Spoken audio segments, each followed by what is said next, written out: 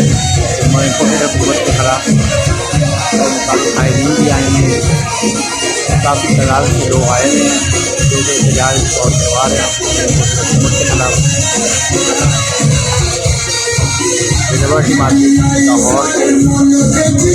लाहौर के राजकोट में जो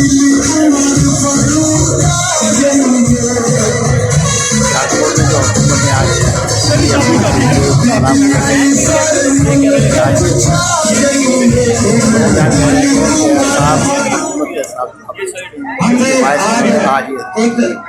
लिबर्टी चौक में एक नारा तब्दील करने जा रहे हैं।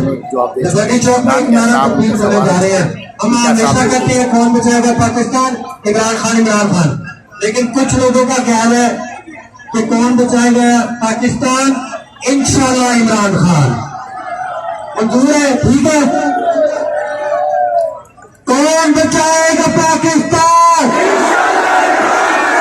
कौन बचाएगा पाकिस्तान? कौन बचाएगा पाकिस्तान? लाहौर इस्लामाबाद जाने के लिए तैयार हो? तो यहाँ पे बच्चे भी हैं। बच्चों, इस्लामाबाद जाने के लिए तैयार हो? खवातीन भी आई हुई है।